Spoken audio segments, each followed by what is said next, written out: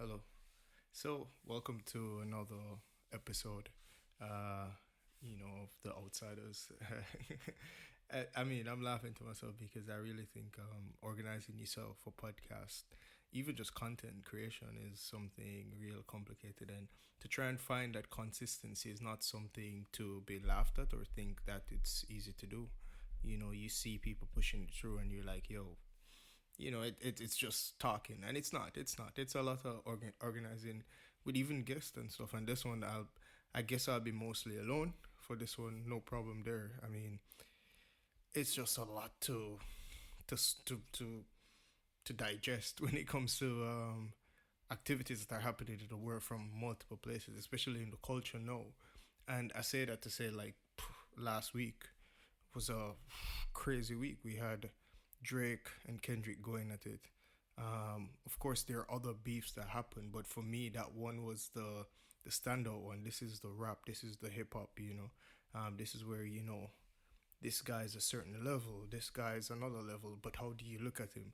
So I mean, I'll try to go into it a bit for this episode, and probably speak a bit about the playoffs and football. I mean, we'll see where this conversation goes because it's just me trying to handle this myself. This has no script right now. I'm just going off the top. And with that being said, let's get into the episode.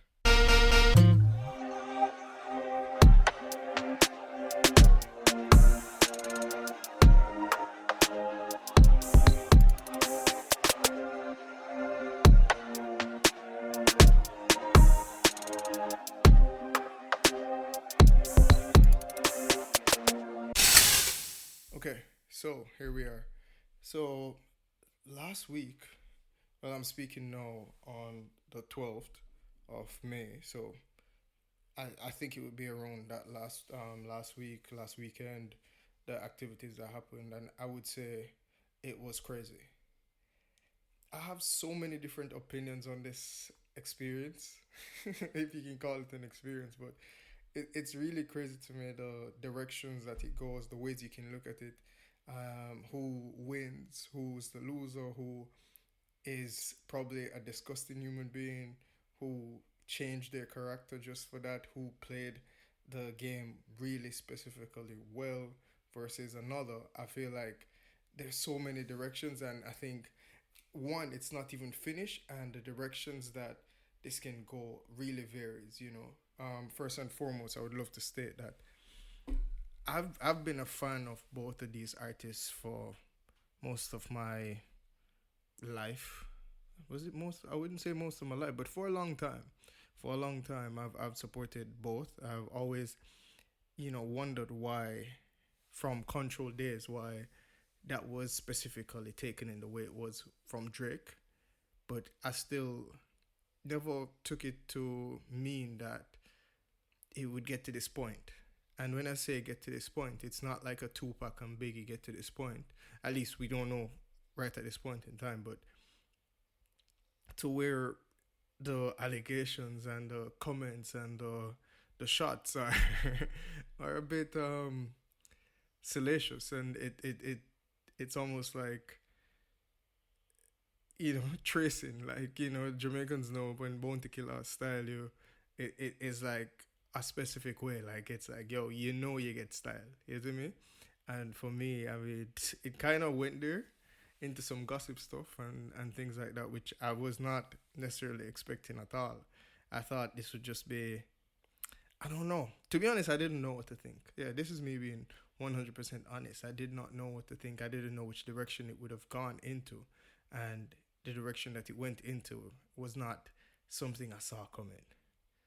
What I don't like, however, is how people now are discrediting the responses from Drake. Now, to be clear, I think at this point in time, if this is where the beef ends, I would definitely say Kendrick is the undisputed. He is the winner unanimously.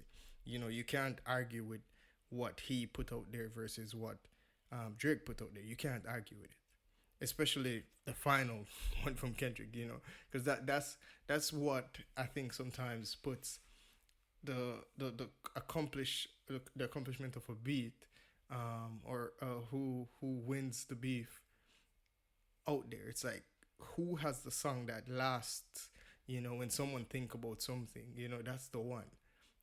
I guess to some extent you would say, well, for me, from my knowledge, I would say when it comes to say Nas and Jay Z, for me, I still think Ether is the song that you listen to. Like you'll hear it being used in the culture. You'll be hearing people listening to it. Drake when against Meat Mill, you listen to back to back. I personally have not gone back to that. Now that I think about this, now that I'm speaking about this, I've never went back into it. But you know, these are the ones. Drake and Pusha T. For me, there wasn't anything that gave me the value of going back to listen to. Genuinely, outside. I mean, of course, push. I would say Pusha won because of how he messed up Drake's quote unquote plans to to roll out his son or to announce to the world he has a child, and I mean that's up to personal you know preferences. I think even when we look back to Tupac and Biggie, for me, I can still recall Hit 'Em Up and stuff like that. So they're the ones that have these songs, and from 100% Kendrick's Not Like Us, at least. Like, if it's just from that perspective, it's Not Like Us. And that song is undoubtedly the one that wins this beef or is leading this beef so far. I don't know Drake's capability after this to provide something of the same quality. I personally don't see that coming. Is it possible? You never knew, because I never knew Kendrick could have given Not Like Us to the masses. So I'm not ruling it out, but it's hard to see it coming. Um, but what I dislike is that I don't think Drake is getting his credits. And I can go further into it even with how Drake played his hands. I don't think he this whole thing that he did in the beginning after push-ups and the Taylor Made song, where he was just like saying that Kendrick can't just go into the booth and create a song. He has to do a whole introspective period, need a whole year, analyze himself, look out, and not just come and rap and push the person, like put it out there, like put what he wants to put out there. I feel like that was grossly miscalculated by Drake. It's fascinating. That was like some kind of art of war book movement that happened between these two, where it's like you have to know who you're fighting and the capabilities of the guy you're going against. And I think in this specific case, Kendrick was more prepared. And I also say that as a real, how would I say it? As a real commendation to Kendrick, because we know a lot of times people with what Drake has been going through, in the sense of everyone basically, or every one of the major artists or celebrities are somewhat not in his corner anymore. I think with us knowing that, I feel like I feel like Kendrick still played it in a way where it was not necessarily using those parties to actually win this. I feel like Kendrick used his strategy and not necessarily the strategy of others. I mean, some might say, this is all a ploy by Kendrick to get attention, but ultimately, looking at it just from face value, I don't think Kendrick played on, okay, let's get the weekend, let's get Future, let Metro give me this beat. Outside of like that, which was almost like the announcement of, yo, yeah, come outside. you know. I think definitely Kendrick really played his hand masterfully.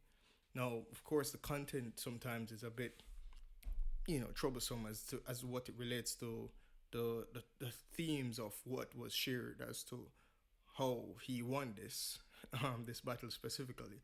But I do believe that Kendrick executed way better than Drake in this case.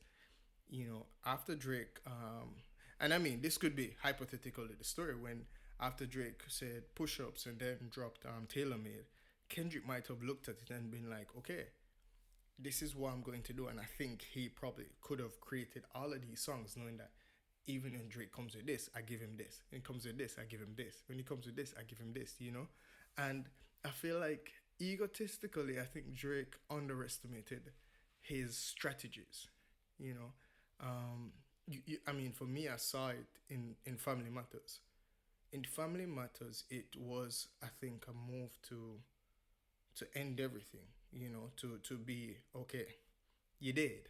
Like that's what he said in the end of the song, and I feel like, I mean, not only feel like, I kind of wish just for the continuation of the battle and what would come next, that he did not use that last part of the song, because all right, let me try and get my mind sorted out in how I want to address this, because for me there's some lines that are really memorable, and some of it can be recency bias, some of it, like for me, I really love when he is like, yo, Kendrick just opened his mouth, someone give him a grammar right now. It's like, that's the kind of people that I think he's just trying to say, like, whatever Kendrick does, the Grammy sucks up to him, which is still a shot at the Grammys, and I feel like that did not get paid attention to enough. Even the follow up line, like, where's the uncle at?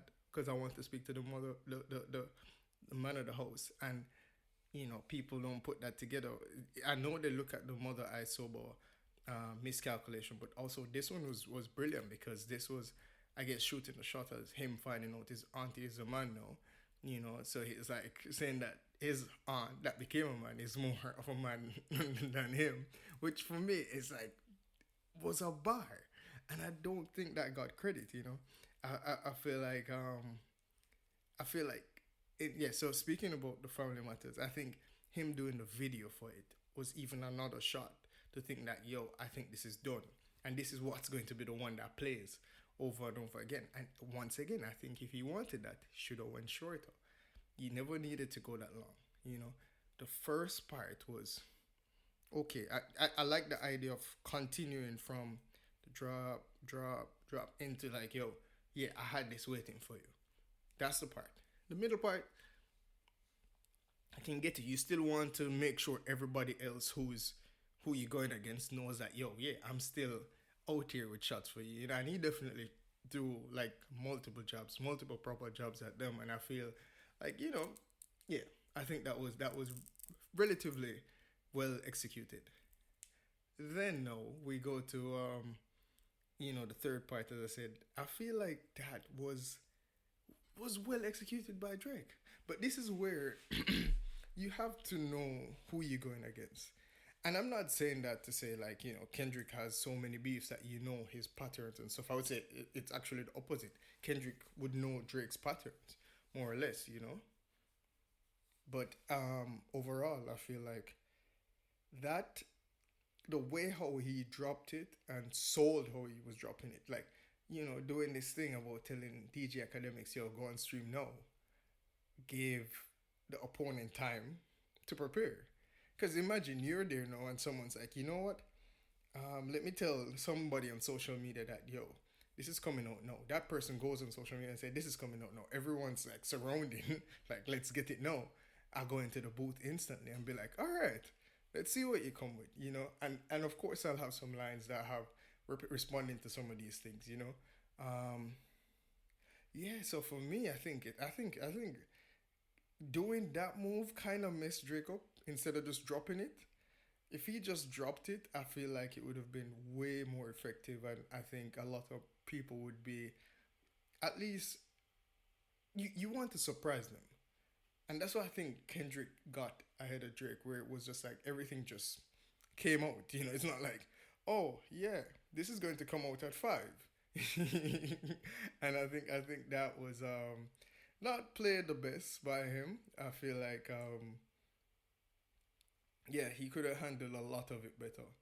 And I mean, even the thing is, it's so funny now how a lot of things that he mentioned got ignored. Not, I mean, of course, I think everything more or less was an allegation, unless otherwise proven. I don't think his wife or baby mother, well, not wife, no, his fiance. I think, even that part where Drake mentioned that line is something to question. But I'm saying, you know, I don't think it's Dave Free's kid or anything like that. I don't think these allegations are true. I don't necessarily know. I'm not an insider. I'm definitely the outsider here. But yeah, I think that does not get the think pieces as Drake. This is get the think pieces, and it's because of how, you retort, how you respond. It's literally just like a debate, how you get back at the person. What do you say? What's the thing that sticks in people's mind? And of course, an allegation that Kendrick is a fake activist. Kendrick is for wants white girls being who he has shown the world as his persona, which is more, activist, standing for black, standing for the culture, standing for the beauty of black people and the strength of black people within music, within culture, within everything that there is. That's more or less what he exposes himself to the world as. Not that I know him as a person. No one, whoever knows him as a person knows. Otherwise, I just don't think Drake saw that he had the capability to do that, and he learned the hard way. He definitely learned the hard way, and I feel like, yeah, he should have played that very differently. I mean, probably looking back, if he could, he would. But yeah. Now, on the other hand, the person who I'm applauding, Kendrick, it's like that was a masterclass.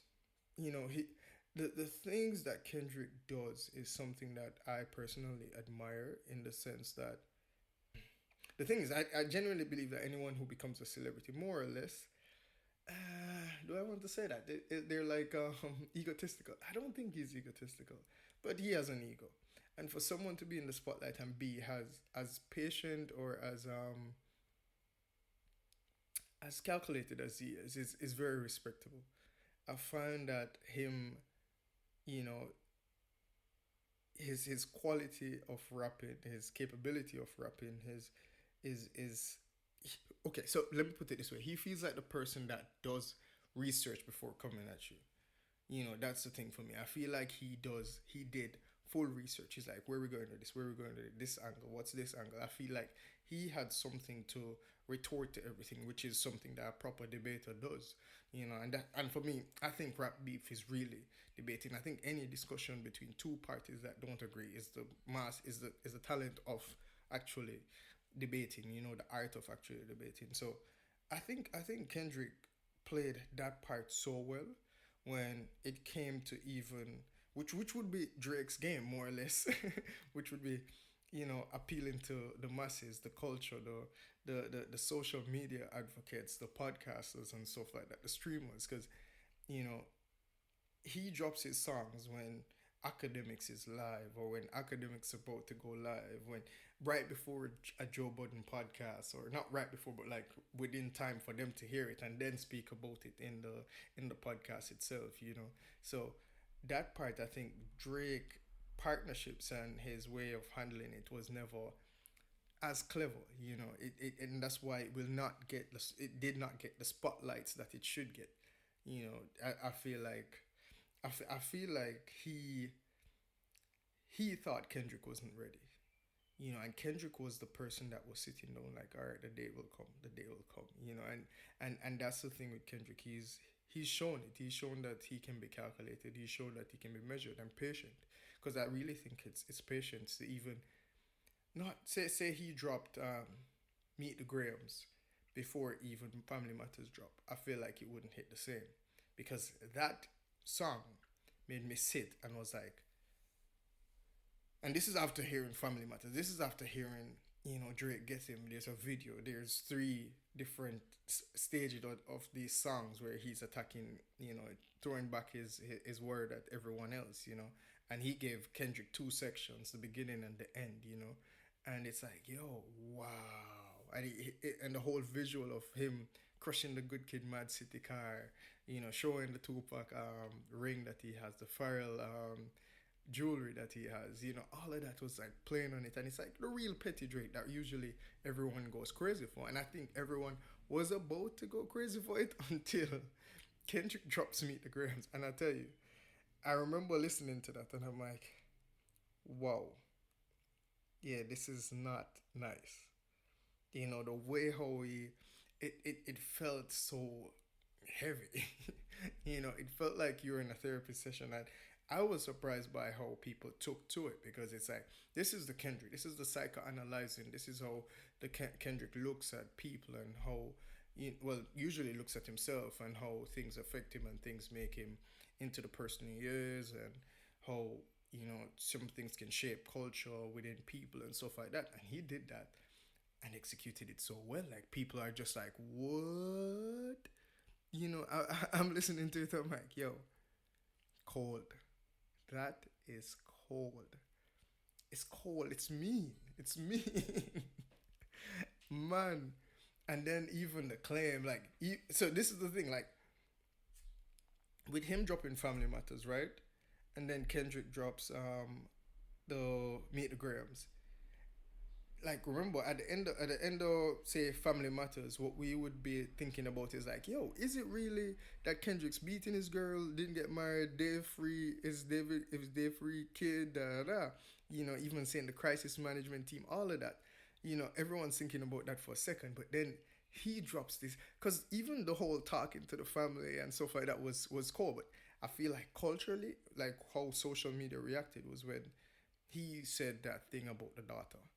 Then it's like an avalanche. Everyone's like, hold on. Two things. Maybe if Drake didn't do the thing with Adonis, it probably would have been cool. Not cool, but you know, it would have been okay, cool. But then when he came and he was like, a second child that you hid, and an older child that I think everyone was like, hold on, let's do the maths. I think everyone kind of went crazy with that when they realized they were like, hold on, no, no, no, this is not getting a pass again. And that is the thing sometimes, even from the perspective of war, it's like you fighting someone that's fighting their first, and everyone knows your last one, which was with Pusha T. So therefore they'll be like, hold on, this guy's doing it again. So I feel like these things, man, like you have to be prepared. You probably should have threw that in the tailor made freestyle. And I mean, I'll get to the ending of it, but Kendrick was just masterful at how he put things together. And to be honest, he had some bars. Even in Euphoria, it's like forget about pushing P, which would be pushing P, Pharrell.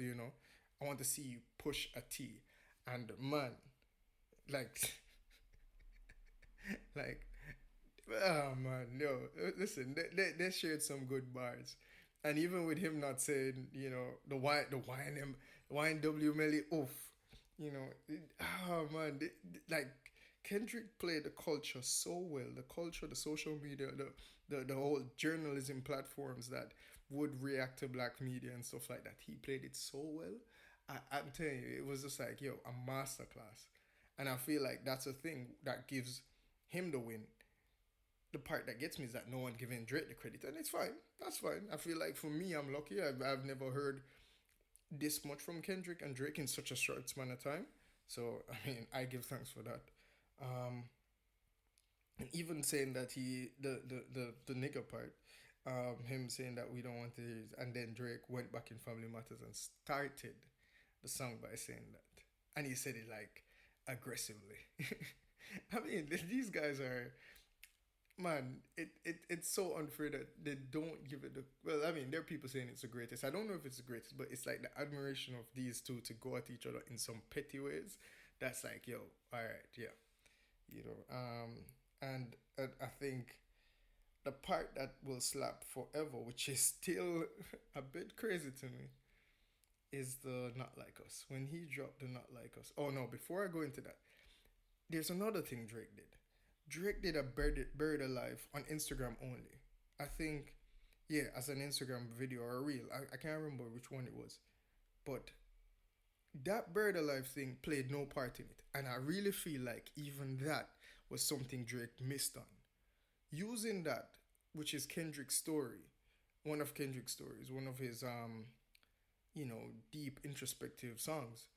You give one verse of that and play your and play, with your play on words and stuff like that in it would give people more attention to pay to. There are people who don't even know that it exists because I think it's only on Instagram. I don't even know if you can find it now, and it's like, yo, drop the ball again. And I'm saying that to say this is where Kendrick did not drop the ball. No, imagine if I was supposed to tell you that Kendrick Lamar will be making a song with a mustard beat, which is usually like party up tempo vibes, and it actually like slaps and it has the relevance within the beef. It's unreal, and there's some things from it that is just mm, So good. Like it keeps playing in my head. Like you can't help but hear it. Like even which one again is it? As in, of course, the ending. OVO, OV. Like, oh man. And then the beat just hits. It's just, and the A minor line. Jesus Christ. Like, it's crazy how something this dark can make people in the club singing this, Because even if it's false allegations, right? But it will still play. People will still be listening to it without a doubt.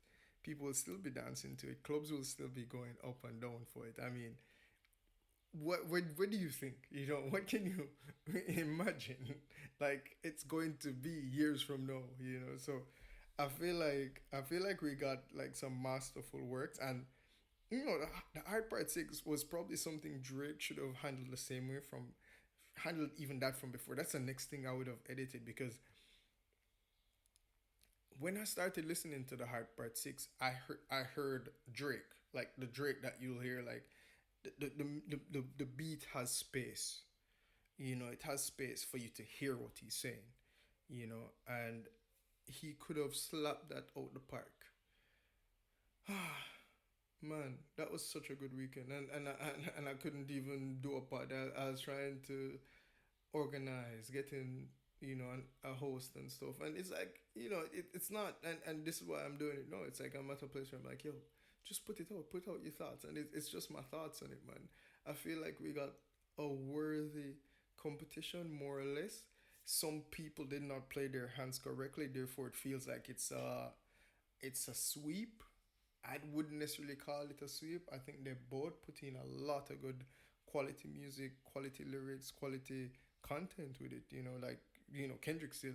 If not like us as a video, if that's when I would be like, okay, yeah, I don't see Drake doing it, and I know Drake has been throwing some subliminal things in his stories and stuff like that. So if that's him saying, "Yo, gear for the come up," I mean, it's like, yo, take your break, not too long, and maybe long enough for you, however long it is for you, and then try and come back. But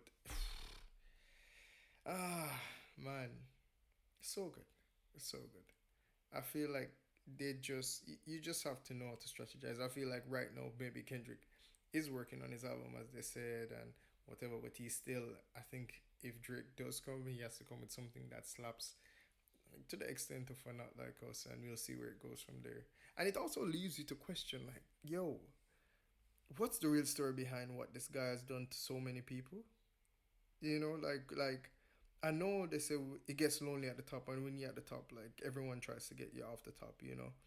I don't know if that falls for everyone, because I couldn't imagine Kendrick going to the top and everyone being like, Kendrick, yeah, no, you're not anymore. You know. But yeah, man, such a crazy week, man. I feel like it was a good time to be a fan, a hip hop, the culture and everything, and just follow it and see where it goes from there. Okay. So now we're maybe back more on to the topics that I know, to be honest, there are no topics that I feel like I have the full authority to actually speak on. But I mean, it's a free world also. Sounds so political just now. Yeah. So um, recording this on the eve of Arsenal versus Manchester United game, and you know, some weeks back I had a podcast with Grizz. You should go check it out. The ends, where we made some predictions about how the matches for the rest of the season will go and who will eventually be the champions or crowned champions of the Premier League. I think I left that saying that Arsenal will come second, and to this day, I feel like that's more of a fact more than ever. And it's just fascinating to me that fans will be fans and they will go ride or die with whichever result benefits their teams. I've never looked at it that way. I've never said, without a doubt, this is the way it will go. Of course, if you put in a bet on something, you can go with the likelihood of something. But I feel like a lot of people have not accounted for the two games lost during the Christmas period. Two games or two and one draw, right? That against Fulham, I think Crystal Palace. And there was another game, but that is 6 points. That is a given 6 points if you lose those two games. Not even that you got two out of the possible six, but you got zero. How often will Man City do that? Even if Man City wins 1-0 and probably plays lackluster or not as entertaining as they usually do, it's still not, it's still not something that the result that comes from the game will be disappointing. So I feel like a lot of people have not given that credit, because for me the Aston Villa loss was not, detrimental. It definitely wasn't. But come on, like, when you get to this stage of the season and you look at the numbers, look at who has a game in hand, the team that has a game in hand. Not saying that Liverpool is not good, but I feel like if Liverpool was the one with the game in hand, it would be a complete different story. Even looking at the advantages in goal difference, like, people were like, yeah, we have the goal difference. It took City 2 games. They won yesterday 4-0 easily through Fulham, and Fulham plays really good at home. But that's City. That's City. And this is one of the reasons why people are complaining and saying Klopp doesn't get the respect he deserves, because playing in the Premier League when there's a team like Manchester City, which is arguably one of the top 3 best teams in the world for the past, let's put it at 2 seasons. How can you put yourself in the record books or be respected as you should be when you have a team that you're building up? Not saying that they don't spend money. Arsenal has spent money. Liverpool had spent money, had brought in resources, uses resources. But the system that City has is just better. Now, of course, there's theory that Pep only can play with teams that have money and, so on and so forth. But it's still something that's being executed to a level that you just can't deny. You just can't listen and be like, oh, no, that's because of money. No, his team, his players, his systems, it works. It's going to work again.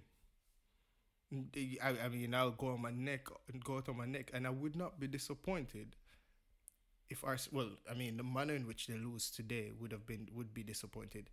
I would not expect them to lose, especially with Manchester probably not even having Bruno Fernandes and how they looked the last game against Chelsea. I think, you know, it's just fascinating to me, the level of fanatic fanaticism that people go through when it comes to surprise. It's a different thing being optimistic than being a bit just like delusional about where your team will end up.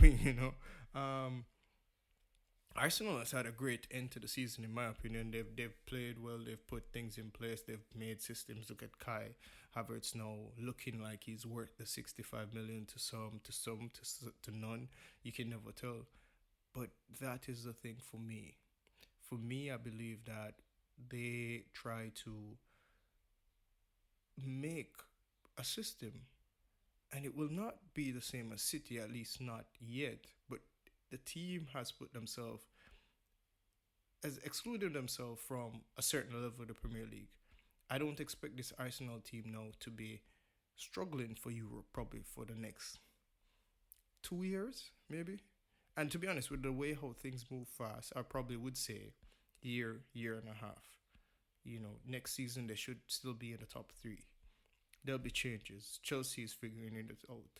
Crystal Palace is becoming, with their system, with Glasgow. We have Bournemouth, who probably will be better. Spurs might make some moves. I feel like as much as teams will be there to shake it up, what Arsenal has built, if they keep what they have, that is also, and not everything that they have. They do have to do some sales and stuff like that. But to think that you can slip up against one of the best, and it's not just one slip up; it's multiple slip ups, and then still be, the champions. I mean, it's a tall ask. When I was in that podcast with Grizz, and we were speaking Grizz, the ends podcast with Grizz. We're speaking about the remaining matches, and the rest that Arsenal has are against teams who are really highly qualified. The maximum points that Arsenal can end the season with now at this point in time is 89, I think. If City now has 2 games left also now as we speak, and they finish their 2 games, they would have, I think, let me think about it. They play Fulham, they're now at 80. Yeah, I feel like they would probably be at 90, 91. I think 91 is what they would get to. They have Spurs, which will be at White Hart, well, not White Hart Lane, the London Stadium, Tottenham Hotspur Stadium. And yeah, they can pull it off. They can pull off a draw. But what have you seen from Spurs recently to give you that image, you know? Then they have West Ham. What have you seen from West Ham recently to give you that image? Arsenal has Manchester United, who over the years have always been able to pull a draw or even a win from them historically with the same managers at the helm, more or less. And then we also have Everton, who seems to find that revival going on the last day. What kind of delusional thinking sometimes where you see this and you feel like I'm confident, like it's like, you can always want the best, but you can't just go into something and think like, okay, this is happening for a fact. And I guess that's where I'm sometimes disappointed with with fans of certain teams and how they predict, predict positively, but with some knowledge and with some understanding. The using some logic to break down the likeliness of something. Klopp has been a great English Premier League manager. Really has a great career. Yes, he has not won as much Premier Leagues because he's going against City. That does not take away from the fact that he has built a system. He has, as a matter of fact, been against the odds and show that he can perform with other clubs, perform even in the Champions League. He has stamped himself into this,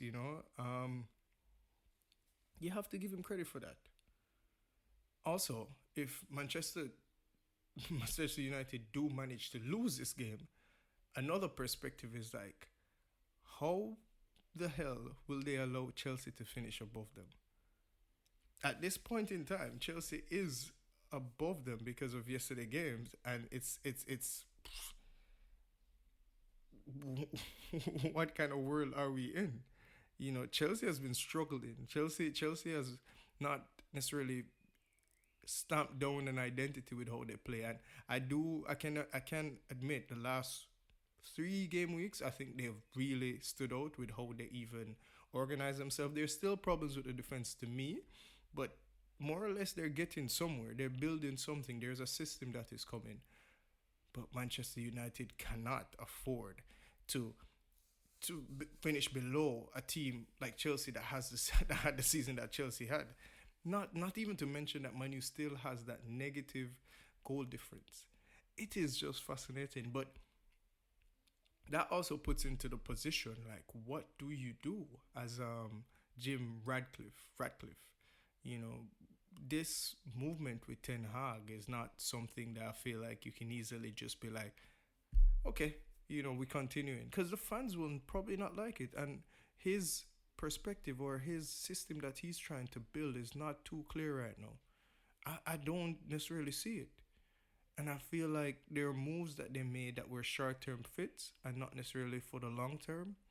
And also some of the moves that they made were not trying to be fruitful for the club itself. Like, think about Sancho. Of course, I don't think Sancho is probably not, at fault for anything. But you can see that there is a player in Sancho. Yes, at Dortmund, maybe they have the system a way that he probably doesn't have to work hard. Understand your players. I really believe that even that part is a important part when it comes to managers. You have to understand your players and how to use them on the field. He has not necessarily used them the best. He has not necessarily deployed them the best. He has found some talent. We have seen that. But to have the club in such a situation right now is beyond surprising. It is something that I expected to be much better now. I thought Ten Hag was supposed to be the one that everyone was like, yo, you should have seen this coming. And now it's like, I can't believe no one, everyone, no one could see this coming, you know? It is really crazy to me. And I just don't know where they would start to fix it. I know they're doing some movement within the backroom staff and stuff, and I feel like that's a good place to start. I remember Arsenal doing the same thing, cleaning out, finding certain people of certain ilk, certain quality. But it's still tough to see. At the time, I could kind of see it with Arsenal. I'm not sure if I do see that now with Manchester United. But then on the other hand, now we have Chelsea. And, I've never necessarily hated Poch outside of the fact that he was the Tottenham manager, and I did not want Tottenham to thrive at all. But it's still interesting to know if they will keep him. He seems to have, well, up until yesterday, seems to have had the confidence of the backroom staff and the executives at Chelsea, but we genuinely don't know. Well, I genuinely don't know, and I would really look forward to see how they can play themselves into that again, because Chelsea has the resources, they have the players, they have what you can plug and play. It's just, I think, a discipline problem and also somewhat of tactical defending problem. And maybe, interestingly enough, they might have a midfield problem having Enzo Fernandez, Caicedo, Moises Caicedo, and Romeo Lavia. It's amazing to. Oh, I mean, I play Football Manager. It's amazing to buy the wonder kids, the up and coming stars, the ones with potential. But to be honest, if you're going to pay this money for these three more or less similar type players, I mean, yeah, I would put Lavia on the more quote unquote defensive end, but I still think that Caicedo and Enzo Fernandez do have high box to box capabilities. One might be more creative, but we have seen how Chelsea has been playing minus Enzo, and it's like you probably just only need one, and it's not necessarily Poch doing, but they're putting Poch into the position where he now has to choose to play one of the two, because that would be just a bit funny having that much money on the bench waiting to come off, or trying to rotate, and even rotating it might be a problem because there's certain synchronisms with certain players. So like, how will you adapt when maybe if it was Enzo and not Caicedo, or if it was Caicedo and not Enzo? These are the things sometimes for managers I feel like it's a headache, when especially when it's not all under your control, which is the impression that I'm getting from Poch and how Chelsea is set up at the moment. But yeah, it's just a fascinating story to see, and I mean, just for the trolls and the laughs, I think I would love to see Chelsea finish above Manchester United. It just would be so disappointing that they had the season that they had and still finish above Manchester United. And it's so weird because I don't think Manchester United was as bad as Chelsea this year. But there you go. This is the beauty of football. We have Tottenham on the other hand. They are going through something that I don't understand, if it's just fatigue, or it, I can't even put a finger on it. It's similar to that Liverpool losing stretch where it's like, are they tired or are they just not feeling the rest of it? And you seen words of and changing a bit. So there's another like marvel that's happening within this season. I do know now that we confirmed that Burnley is going down. What are they going to do? I don't know. How are they going to move forward? It would be interesting. I do think they should not get rid of Company. He's been doing great, minus this season more or less. But if he can go back into the championship and even rework, and even some of the players that he bought, which were young, and like coach them up, then I can see where they might be able to have a next season of proper performance where everyone's like, yeah, this is what we're doing. So yeah, I mean, just this is just a quick football wrap up. City is going to win the league. That's my prediction. Arsenal is going to be second. Um, because it's only these two that can actually win the league now. I think mathematically. So yeah, I think that's it. Hopefully Newcastle will be able to keep their place for the Conference League. If not, it will be Manchester United or Chelsea right behind them, right at their necks. Tottenham and Aston Villa should be still getting Europe, and from that, I do also see Luton getting relegated on the last day. So because I don't see Burnley putting up a pressure, such a force against Nottingham Forest on the last day. Yeah, I really don't see it, and I think it's at Forest, so they should be able to scrape it. So this might be, yeah, one of those years where everyone that got promoted went right back down, even with the points deductions and such. Because Everton would definitely be probably mid-table if they didn't have that.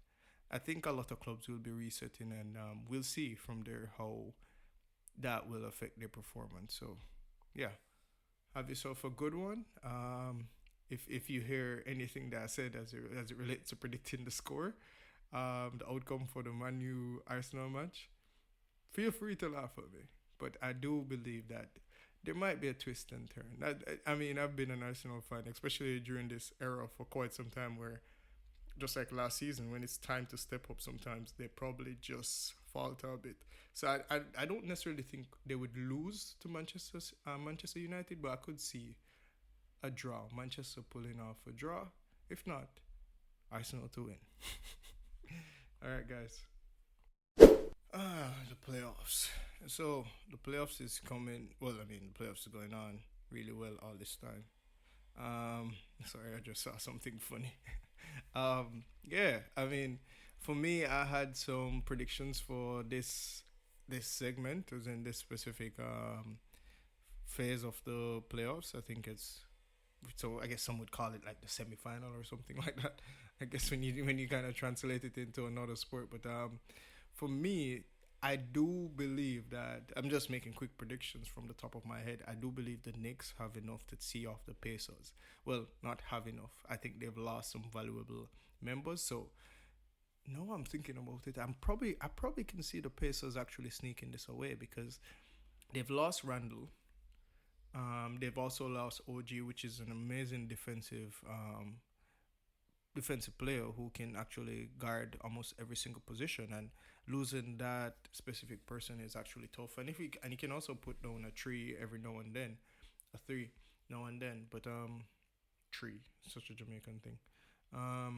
Yeah, I feel like if Halliburton figures out or gets back to that assist machine that he was, as in he still is, but I mean like guaranteed, like giving 12 assists a game, and then you find every time Nimhard or Miles finds it or someone else finds it, I feel like that would just be actually really interesting to see how that actually works. They do have they do have they have I guess the bigger talent. The talent roster is actually much bigger. Miles Turner, who else would give them points? Materin can also score some points. Siakam. Why didn't I even mention Siakam? We have McCall. Yeah, I feel like looking at it now, I feel like this might go down to at least 6 or 7 series. I feel like New York Knicks does have the hype with them. They do have the people behind them. When the Boston, the Celtics, and the Cavs match up, I feel like Boston will finish it. I do think the Cavs have done really well to actually get one. I don't think they will, be getting much more after. But I mean, this is just part of the game. Who else is there? Which other matchup is there? So I'll predict that Boston would probably win that 4-1, 4-2 the most. I don't see that going to 7. The OKC series has turned, and I'm not really surprised by it. I've said to a couple friends before that for me, the second Kyrie starts playing the way he has, which is a team version of Kyrie, like he is working with everyone. He works on defense. He works on both ends. He supports. Luca in every way he can. So all Luca needs to do is find a shot. And if you have the outlier, if you have one of them, I mean, I would say between, well, right now, PJ Washington is playing. He's playing like playoff mode. PJ Washington. I did not know this existed.